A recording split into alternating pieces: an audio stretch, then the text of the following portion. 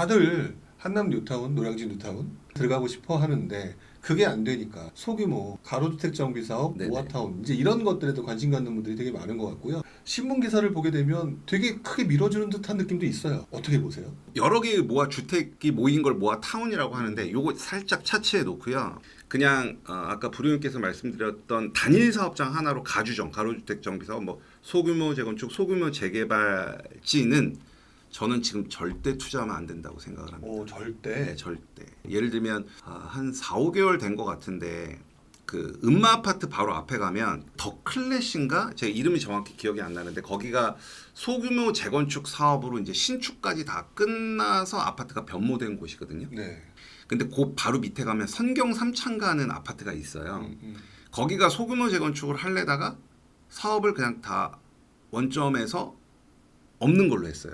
왜냐하면 뭐 이게 똑같은 얘기인데 지금 제가 말씀드리는 패턴이 똑같은데 결과적으로 때려 부시고 아파트를 짓는 데는 비용이 필요한 거고 그 비용은 일반 분양에서 충당이 되어야 되는데 네. 이 소규모 사업장은 규모의 경제를 이룰 수가 없어요. 그렇죠. 그러니까 일반 분양이 거의 없지 않습니까? 네. 그러면 거의 대부분의 돈을 조합원들이 내야 되고 공사비는 계속 올라가는데 사업비는 계속 올라가는데 일반 재개발 재건축은 일반 분양가를 올려서 늘어나는 공사비를 상쇄시킬 수 있는데 이 소규모 재건축 재개발은 늘어나는 공사비에 조합원들이 그대로 다 노출이 돼버려요. 그래서 소규모 쪽은 굉장히 주의를 하셔야 될 거라고 저는 생각을 하고요. 네. 다만 모아는 조금 달리 보는 게 아까도 말씀드렸다시피 이 모아 주택 여러 개의 모아 주택이 모인 게 모아 타운이거든요. 네. 그러면 이제 이 모아 주택은 아까 말씀드렸던 네 가지 자율주택형 가로주택 정비사업, 소규모 재건축, 소규모 재개발 이 네 개 중에 하나의 사업 모델을 선택을 하는 건데 지금 뭐 대표적으로 성공 케이스인 번동에 가보면 거기 모아타운은 시공사를 하늘채로 다 통일을 시켰거든요. 모든 모아 주택들이 시공사를 하나로 통일을 시킨 거예요. 요렇게 되면은 규모의 경제가 어느 정도 저는 나온다고 봐요. 외부에서 보면 완전 대단지네요. 그냥. 그렇죠. 대단지죠. 네. 다만 이 모아타운이라는 게 사업이 잘 갈 것이냐라고 저한테 물어보시면 사실 모아타운으로는 아직 성공 사례가 나온 게 없어요. 아까 말씀드렸다시피 소규모 단위의 그 사업장들 하나로 묶어놓은 거고 여러 명의 조합장이 있고 그 조합장 밑에 여러 명의 조합원들이 있기 때문에 그들끼리의 좀 이해관계도 좀 문제가 될 거고 그래서 저는 모아타운에 대해서는 그렇게 조금 확신을 갖는 편은 아니고요. 밀어주는 것 같긴 해도 약간 이해 당사자들 간의 그 네. 알력부터 시작한 그 서로 입장이 달라서 네, 네. 속도가 되게 지연될 수 있어요. 인허가 절차는 굉장히 짧은데 이제 사업시행가랑 관리처분을 한꺼번에 받으니까 되게 네. 짧은데 그 여러 개의 조합들이 과연 합리적으로 모든 게 다 원활하게 사업이 진행될까는 퀘스천이고 다만 솔루션을 생각해 본다면 그래서 저는 모아는 신탁 방식으로 가는 게 낫지 않을까. 신탁으로. 예, 아예 그냥 그 모아 타운 자체를 하나의 신탁사가 잡으면 아무래도 이렇게 중재자 역할을 할 수 있는 뭔가가 주체가 생기잖아요. 네. 그래서 신탁 수수료가 좀 들더라도 신탁 방식으로 가면은 조금 성공 확률이 높아지지 않을까라는 게 제 개인적인 생각입니다. 그럼 앞으로 그 모아주택, 모아타운들이 진행되는 걸 보면서 신탁 방식이냐 아니냐도 조금 한번 보는 것도 괜찮겠네요. 네, 저는 그렇게 생각합니다. 서울부터 시작해서 수도권, 지방, 그리고 소규모 사업장 다 네. 얘기를 했는데 네. 이런 동네도 있을 것 같아요. 재개발에 포함이 안 됐어. 근데 네. 그 옆에 있는 빌라야. 이런 것도 투자 가치가 있을까요? 그렇죠, 있죠. 그게 이제 음. 제가 올 봄에 여기 부지런 카페에서 강의했던 이주 수요. 첫 번째는 이주 수요를 노려볼 수 있는 거고 네. 두 번째는 이 구역계라는 게 한 번 정해졌다고 해서 무조건 세팅은 아니거든요. 구역계가 확장되기도 하고 그러니까 구역이 이렇게 정해졌으면 이게 변하기도 하거든요. 근데 사실 구역계가 어느 정도 확장될지 축소될지를 예상하는 건 사실상 불가능하고 만약에 내가 극초기 재개발에 어딘가에 투자를 했는데 내 빌라만 빼고 구역이 지정될 수도 있잖아요. 그러면 사실은 그 정상적인 엑시트를 하기 위해서는 그 재개발 구역이 이제 철거가 되기 전에 거기 있는 토지 등 조합원들이 이주를 해야 되잖아요. 그러면 이주하려면 그들이 살고자 하는 집들이 필요하겠죠. 그러면 그 인근의 전세가랑 매가가 많이 오르거든요. 매매가도 많이 올라요.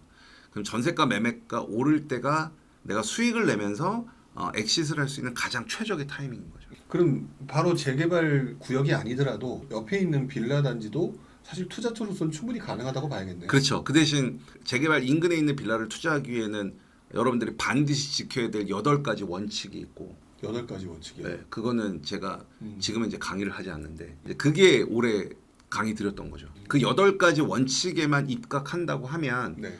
꼭 재개발 구역이 아니라 그 인근의 빌라를 사는 것도 저는 나쁘지 않다고 봅니다. 아, 본인의 경험이 그동안의 사례가 있을 테니까 요즘같이 좀 조심스러운 시기 어떻게 준비를 해야 되는지 한번 좀 간단하게 언급을 좀 해주시거나 조언을 좀 주셨으면 좋겠어요. 아까도 제가 재개발 투자가 어렵다는 표현을 썼는데 네. 사실은 이 어려운 거랑 익숙하지 않은 거랑은 좀 달리 보셔야 되거든요. 그러니까 사실 재개발 투자라는 게 어려운 게 아니에요. 익숙하지 않은 거예요. 그러니까 뭐 용어도 그렇고 그 다음에 뭐 제가 아까 막 사업 리스크라고 막 얘기하니까 익숙하지 않을 뿐이지 여러분들께서 조금만 관심을 갖고 그 다음에 내가 이 투자를 통해서 어느 정도 수익을 낼 수 있는지가 눈에 보이기 시작하면 그때부터는 뭐 완전히 진짜 사람이 거기 막 매진해서 임장도 하고 막 그렇게 되는 거거든요.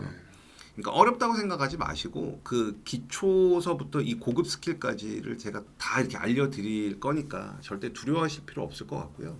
오셔서 6주 동안 열심히 공부해 보시면 똑같은 얘기인데 여러분들이 지불하신 수강료의 1000배 수익을 약속드리겠습니다.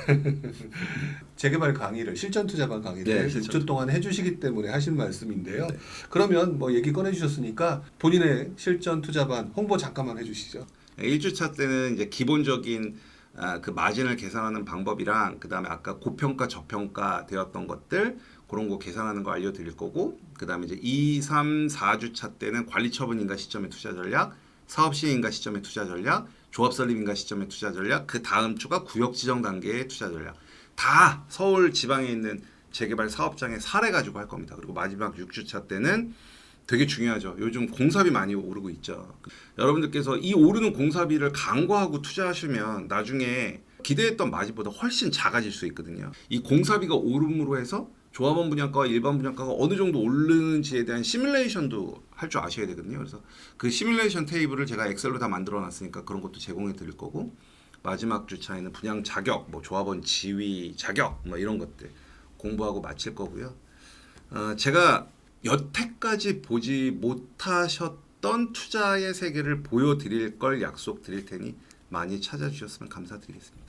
네, 이렇게 해서 또 흥부님께서 본인 강의 좀 홍보 좀 해주셨는데요. 그 밖에도 흥부님을 궁금하다, 찾아보고 싶다. 그럼 흥부님 블로그 제 블로그랑 그 다음에 제 홈페이지가 있습니다. 여러분들 네이버에 잘 사는 흥부의 제재스쿨 이렇게 치면 제 홈페이지 나오거든요.